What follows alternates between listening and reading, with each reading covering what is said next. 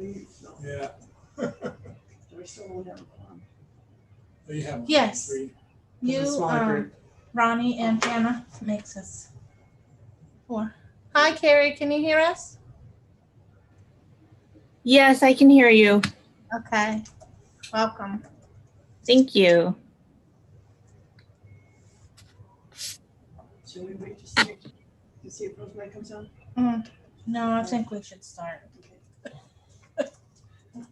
Okay, this meeting is called in order. Roll call, we have me, Jana online, and Ronnie.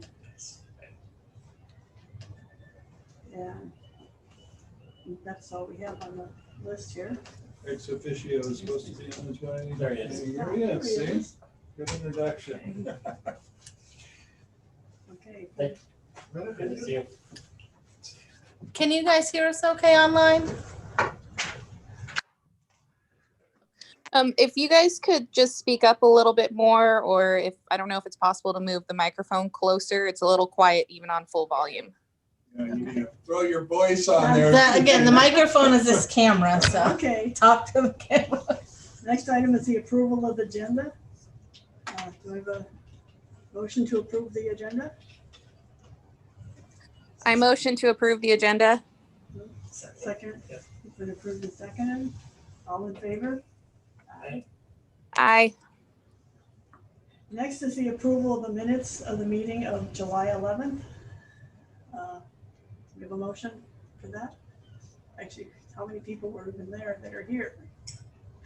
I might be the only one. You still have. All motion to approve the minutes. I was there. I move that we approve the minutes of the meeting of July 11th, 2022. I think Jana seconded you. And approval? Aye. Okay, any public comments today? I would suggest you acknowledge the guest who's going to be a future next month's board member. Yeah, I'd like to welcome Carrie Hi, everybody. and Ronnie, Hello. new members of the board. Well, Ronnie's official, right? But Carrie's next month, right? Right, yeah. Carrie comes when I leave. Any park board member comments? I'd like to thank everyone. I had a enjoyable term, and I'll be glad to leaving it to more competent people than myself. Oh, I don't know about that. Done a great job, Judy. Anyone else? Reports and discussion items. The Parks and Recreation Director recruitment.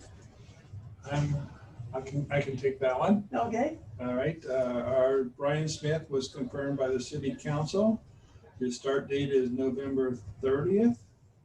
And I already have a long list that's getting longer for him to do it. And some of the items we'll talk about later. But my things are at the top of that list, I'm Oh. sure, right? They're all in there. That's to say. Yeah. Yeah. Yeah, we'll work on that, but really excited about him coming on board, and so moving from Colorado, so logistical issues, but he's committed to being here on November 30th. And then we'll just a lot of issues we're facing, and so glad to have him on board. He's got great experience in Park and Rec, and glad he applied for the position, and certainly the council was unanimous in appointing him. Yeah, and I just want to jump in because I don't know. I know Sabrina wasn't here, 30 years ago, or even, but 50 years ago when I was growing up, that Oak Harbor had a very robust recreation program. That's where I learned to play tennis, was from the Oak Harbor Parks and Recreation. They had a basketball camp. They had arts and crafts camps. These were all taking place down City Beach, and they were either on the tennis courts, or they were in the kitchen rooms is where the arts and crafts would take place. And it was a very robust program that was pretty close to self-funding.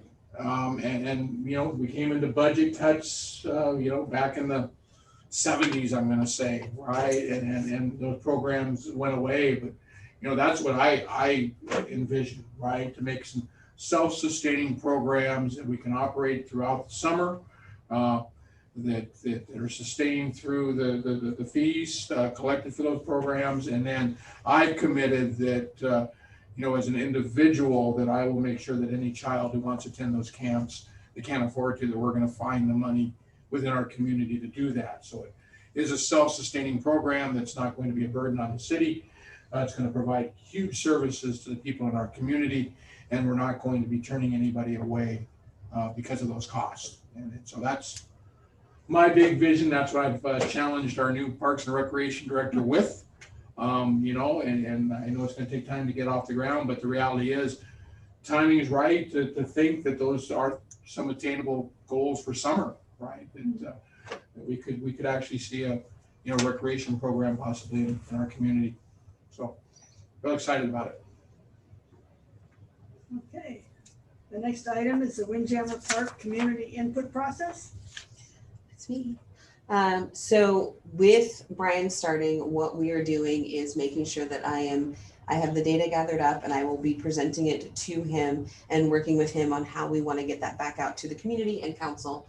Since the timing of whoever we selected for that position was coming on, it just seemed like the perfect timing to let them take the lead and transition to them presenting that back to the community.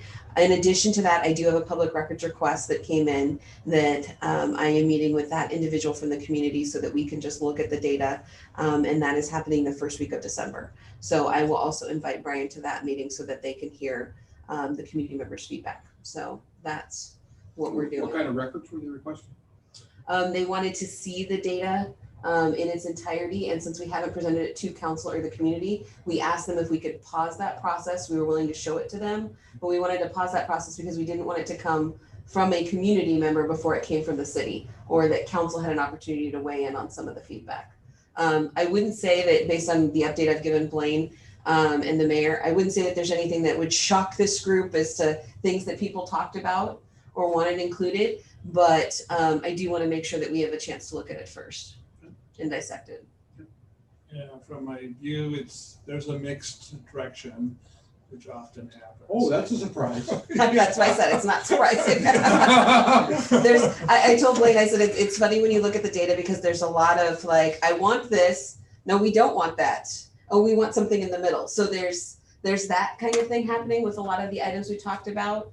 But I wouldn't say it's anything that goes away from what we kind of thought would come out of this response. Well, as we all know, you know, the data is hard to gather when there's a lot of background information behind. I mean, how do you disseminate all of the background information to somebody so they're educated when they're giving that input? It's an impossibility. I mean, you know, you can put out as many paragraph blurbs you want as to history and et cetera, but it's not going to cover all of the. No, and what I tried to do, council members, I tried to really take the quote unquote paragraph responses that people gave and dissect them into categories so that if somebody said, I want to see more of the Dutch history, then that came under a category of historical or Dutch history. And in that, in parentheses, I'm saying Dutch, Native American, whatever people, tribal, whatever people were grouping under that, so that we understood that that group of community members are concerned about us focusing more on showing some of the historical references for our community. So it kind of helps us dissect that data better than just having tons of paragraphs. And we haven't seen that information yet, right? No, Okay. This group has not. Okay. All right, the next is the Harbor Heights project. Harbor Heights, just to bring some of the people up to date here. Originally I think it was started in about 2016, probably, the grant application process. It was originally forecast at 1.7 million. We did some preliminary analysis of it in the budget process right now, and it was raised to 5.5 million, and I was able to figure out how to apply for additional funding on it, and still had a $1.5 million funding gap, but I was getting closer to it. Then they didn't set the numbers until the 90% design for the actual numbers They came in at plus $10 million, and I had to add a contingency, so I'm going to say somewhere around 11.5 million. I could not continue with the grant process that's going on right now for that gap. It just would not get the scoring, and that was a huge gap to fill. I already had about $1.5 million, and now I'm ending up with about a $6.5 million gap. So that makes the project really not feasible. So had no choice but to just put it on hold and cancel the grant process that we were working through. Even with the parks manager change and stuff, I was able to get some good staff. Our harbor master was able to keep the RCO grant, and we hadn't quite had the our grants position on board yet, but unfortunately just could not have overcome that. And then on top of that, there's another $3.5 million just for an access road. In there, council did not want to go in the cheapest route, which staff originally talked about was LWAP. The majority of council. Excuse me. The majority of a previous council, let's just put it that way. This council hasn't voted on it. So the majority of a previous council directed staff to pursue the gun club road issue, but even that was $3.5 million. The new council was favorable and looking for the same value. You can put a new road in because you don't have to do an existing road. It's easier just to build a road when nobody's on it than upgrading a road. So you can come in from Heller, but that's another $3.5 million to go in that way. So we're still looking for grant funding for that too. So just could not overcome that. I know some of the neighbors in the area, especially on Gun Club, have been asking for it. So just put that on hold. And that's one of the things I'm kicking to the new park and rec director to make a priority here. And we've talked about it, some of the challenges he's going to have to take on and look for new opportunities and way to deal with it. The school district is my understanding, the second bond. I had some earlier discussions and I was hoping that they would pull out Fort Nugent for a school, but it's still there. I know there's trepidation from some of the soccer families that play there and what they do. And we were trying to really work hard for doing a replacement fields, and that was the whole idea of the Harbor Heights Sports Complex. So I think there's talk of other alternatives, even possibly purchasing the property behind Fort Nugent and stuff. And so I certainly would like to making a goal to sooner rather than later to meet with the superintendent and discuss options. It's my understanding. So they went back to an earlier plan where they're going to just eliminate the Oak Harbor School. There'll be fields there possibly, but they're going to be building. The first thing they'll do, in my understanding, is they're going to take out part of the soccer fields there. So they won't take them all out. But certainly what happens too is one good thing about having a lot of fields in one place is parents can drive different, and I know I've done that. I had kids in soccer, 3 children in soccer, all in different fields, and it made it easier to kind of deal with that all in one location than it is to multiple locations. But we'll certainly work on that, and I'm sure the school district and the park and Whidbey, even North Whidbey Pool Park and Rec may even play a role in that area of looking for solutions. Did you say that they pulled Oak Harbor Elementary out of the? That is my understanding from word of mouth, and so I'd like a meeting to talk about that, because I'm hearing, unfortunately, when I met with her, I told her the concerns with NRS being behind on Harbor Heights and the concerns that people are going to have of what we do with if they start building there, and concerns with this place. But it sounds like that's still happening, but I think we want to work on a solution.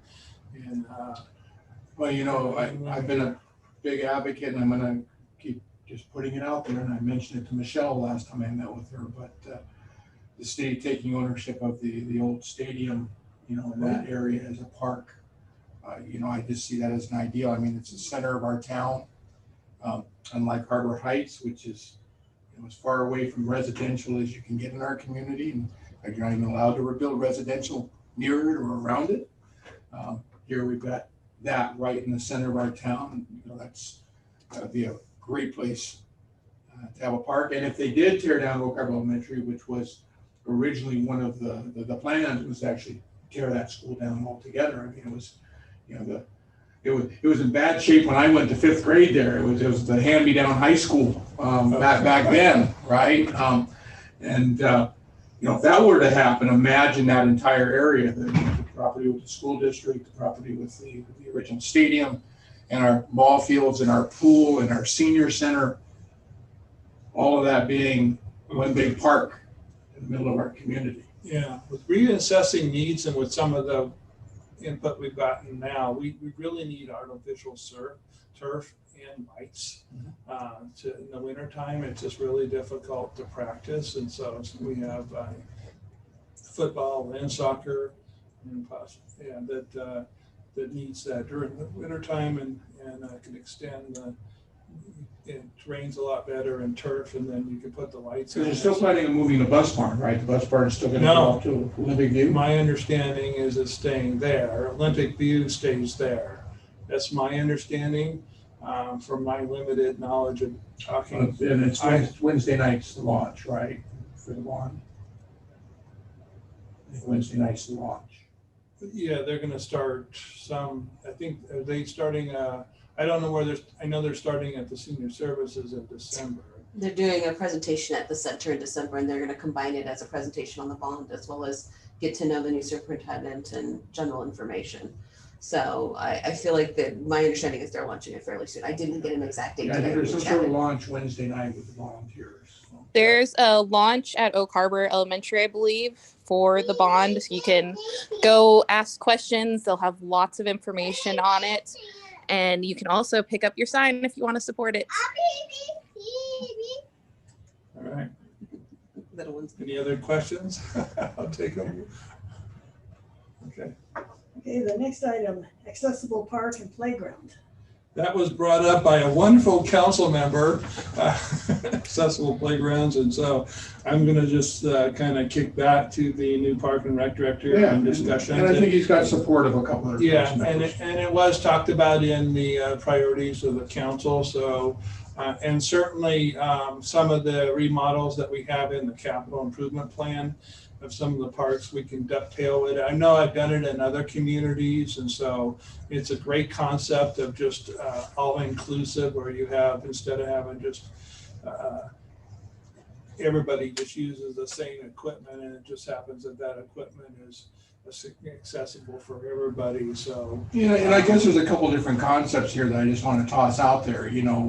One concept is, do we take a park maybe in our community and make it dedicated for that, or do we spread equipment amongst parks? And the way I envision this is us keeping this in the forefront, because I think it is an admirable thing to do. I think it's the right thing to do in our community, and by keeping it in the front, do we just as we're replacing equipment, do we replace it with some ADA compliant equipment, or do we have a park that's, I think we just got redoing Tie House Park, or one of the small parks that we just got done redoing. Do we have another one like that coming up where, we coincided with a planned rotation of equipment? So question is, do we dedicate a park to be all ADA, or do we have ADA in a couple of different parks?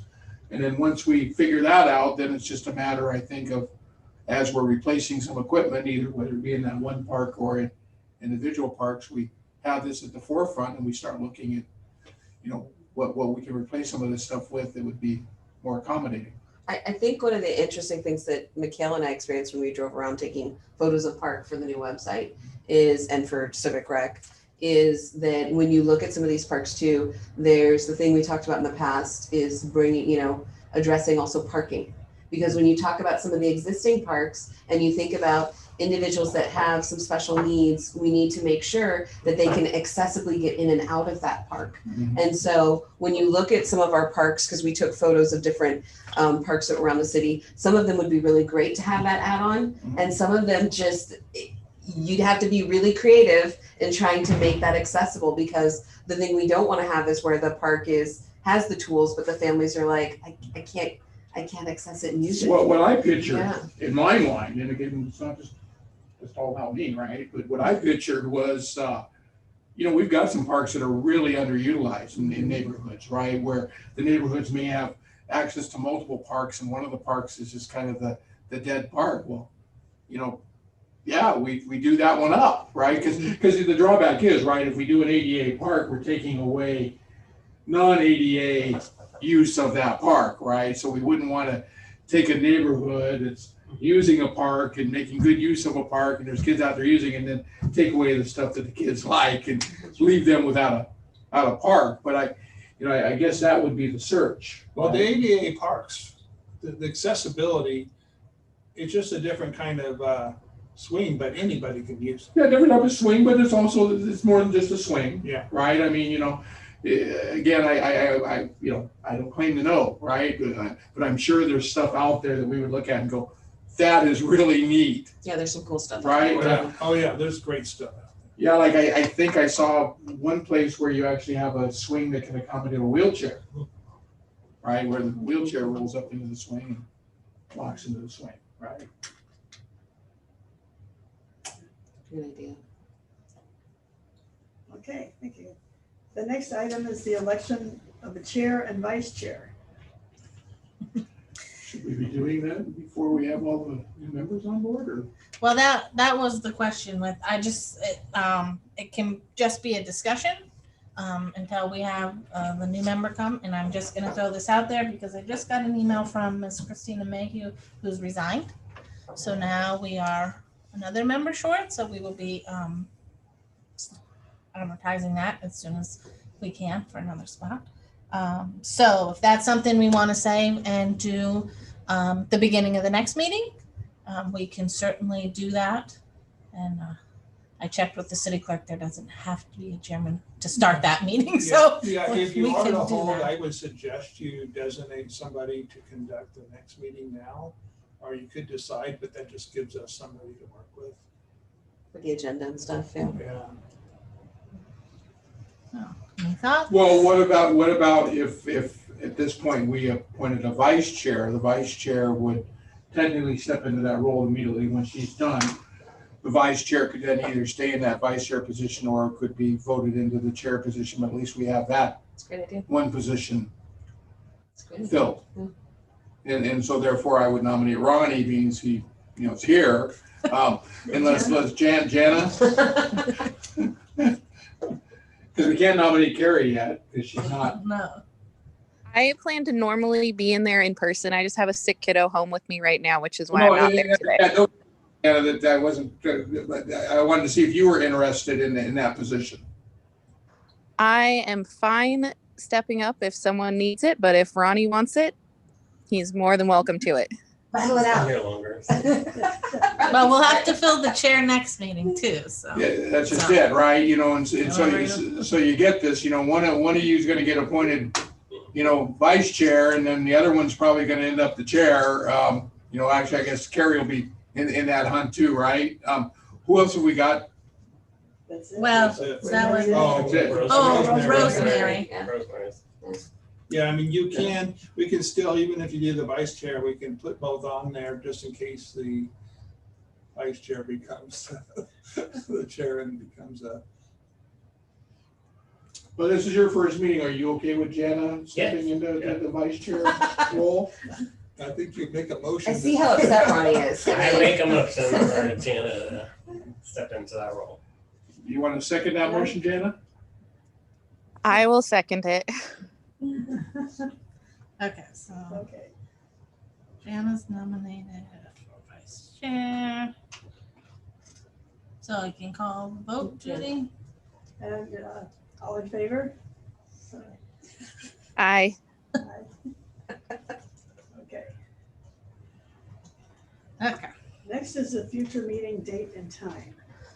And we've had this on a couple times. Again, now we've changed members again. So does the board prefer the 3 o'clock on Monday afternoons? Or I know some of the members have school children that they pick up at 3:20. So I know for prior board members, I mean, they made arrangements, but some couldn't do it because of that schedule. So Jen and I just wanted to bring it up and get input on, I think they used to meet at 11 a.m. 11:30. 11:30 So always on the On second.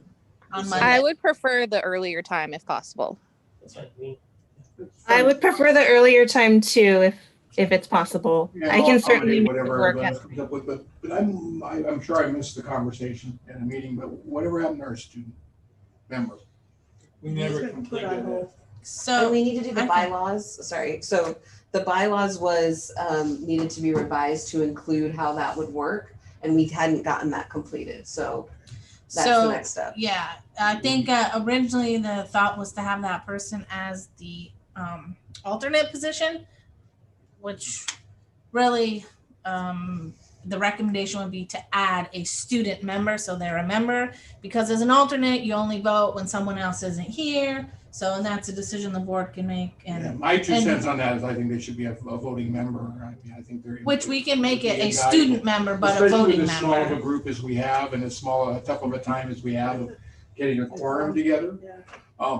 I think the issue we were running into, Blaine, wasn't it, the voting on financial aspects, wasn't that an issue we had where, you know, when it came to voting on money things that put us in a position with a student? I have reservations with them as a voting member, but if the council and the city wants to do it, there was some implying in it that it didn't need to be confirmed. And if you're a voting member, you have to be confirmed by the council. So that was some of the glitches. There was some glitches in the previous Parks manager's recommendations, and that's why I put it on hold. It just had to, it wasn't thought out. On So, Brian's list, so let's just add it to Brian's list and student member. And I think there's another commission, was it Arts Commission? I think so. At There's one time somebody had a else youth member, so we should make sure that in that. whatever program we offer for youth, that it's kind of the same for both boards, so there's not confusion of, Yeah. so that's another,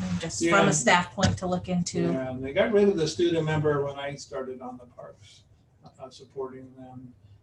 But then that one person became a full member and served for a couple. well, I was gonna say, I think it's a huge opportunity, not for only us to get the input from that sector, but to also grow internally the volunteerism in our community. And yeah, I don't see a lot of negatives. So the conflict there is, it's my understanding that if we go back to, I would suggest a little, I could, on Mondays now, I could pretty much do any time. I was having conflicts before on Mondays, and so. Well, and the reason I brought that up is that's how why we ended up at Right. 3:00. It was. Well, Yeah. yeah, that was the student member, that's the Right. conflict, and that's why we were going to this, but then it, so if we go back to 11 or 12, what's preferred, then we're gonna run into conflict with the student Do we- member again. Can we But just revisit it once we Well, have? Yeah. Yeah, that? can we switch to the earlier time and then once we eventually get to a point where we have a student member, move to the later at 3:00? Okay, 11:30 used to be the old time. Okay. I don't think I have conflicts anymore. 11:30. So the next one will be December 12th at 11:30. And I'll keep it at 11:30 until the board would like to change that. Right. Okay. So I move that we adjourn the meeting. Second. All in favor? Aye. Great job, Judy. Thank you.